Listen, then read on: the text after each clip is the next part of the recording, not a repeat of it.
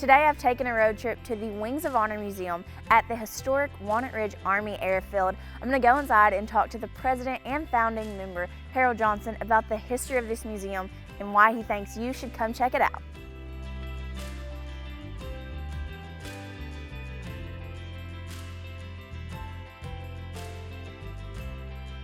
So we're inside the museum now with Mr. Harold, and tell me a little bit about the history of Wings of Honor. Well, we started back in 1999 to preserve the history of the Walnut Ridge Army Airfield, and here we are 23 years later, still going.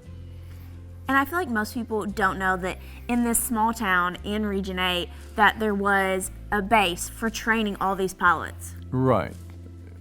It was one of 26 basic flying schools that were ultimately constructed in the United States. It was their intermediate phase of flight training. Wasn't supposed to be in Walnut Ridge, supposed to be over in Halls, Tennessee. When they did the surveying, they determined they'd have to move 5 million cubic yards of dirt, and Washington said find another site. So we were the lucky spot. Gotcha. So how many, pilots came through here? 5,310.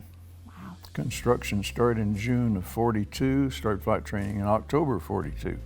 So things were moving rather quickly there. So a very important part of World War II history. Right, exactly. About 3.5% of all the pilots that were trained during that time came through Walnut Ridge. Wow. And all of this stuff is obviously to remember those pilots and those wars. That's right. That's our purpose here, is to preserve the history of the airfield and the other important contributions of the airfield to the war and to our freedom. So this is a really cool plane that we're standing in front of. Tell me a little bit about this. Yes, that's a BT-13. That's what they used to train here during the war. They had about 250 of them at the peak of training. And after the war, those things were offered for sale for $450 a piece. Today, if you find a good one, it's going to run you probably $80,000 to $120,000. So we should have bought up a bunch, right? Can you talk to me a little bit about what I'm going to see as far as exhibits when I walk around? Yes, we have an exhibit about well, first of all, we have a scale model of the airfield so folks can see what it looked like.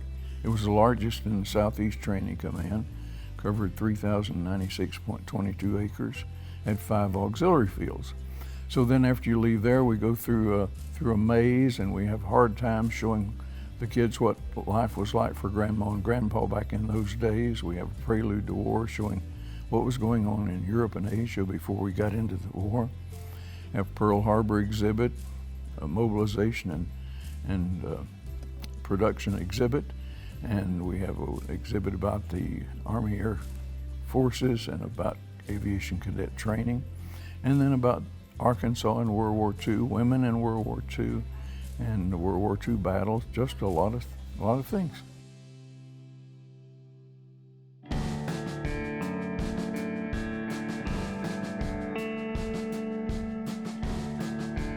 So I hear that Walnut Ridge was also really important after the war as these planes were decommissioned. Can you tell me a little bit about this? Well, the United States had about 40,000 surplus airplanes they didn't have any further use for. The jet airplane was just coming online. So they had a bunch of fighters and bombers and transport planes, training planes that they needed to get rid of. They brought up, some folks say 10,000 here, one book says 11,000, we're not really sure.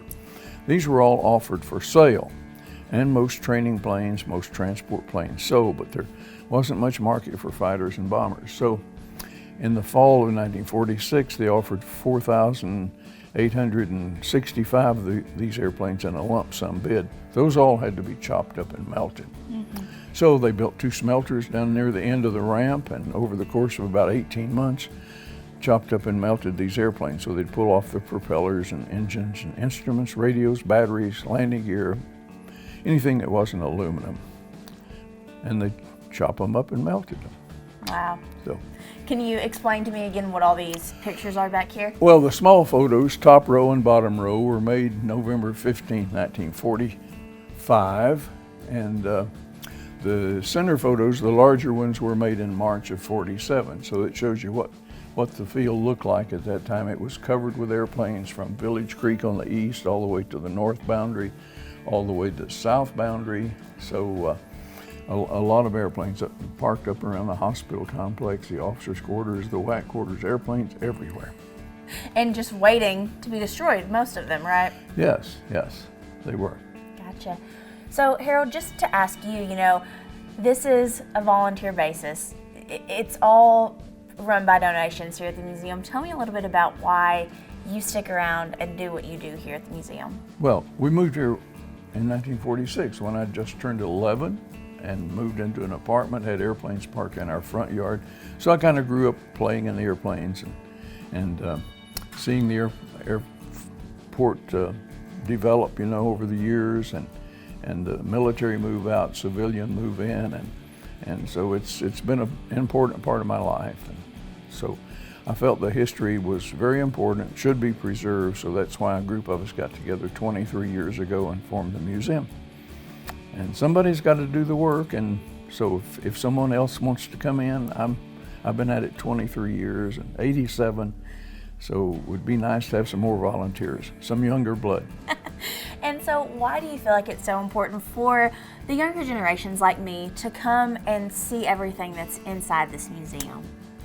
Well, I think you need to know why you have your freedom today. And the things that are here shows the importance of keeping that freedom and what sacrifices have been made. There were 42 young men died in training here. And so anyway, it's an important part of our history here. We made an important contribution to the war. It created about 2,500 construction jobs. And it gave the local folks a feeling of helping in the war effort because they were working, they were helping to win the war. Mm-hmm. Instilled a sense of pride in them. Exactly. So how can someone plan their trip to Wings of Honor? Well, just come any day, Monday through Saturday, 9 to 5. You can go on our website, wingsofhonor.org, or on Facebook and look us up. Come to see us. Thanks so much for joining me today on my road trip to the Wings of Honor Museum in Walnut Ridge.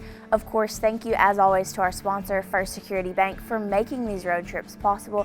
And KIT wants to extend a thank you to all of our veterans who serve to protect us.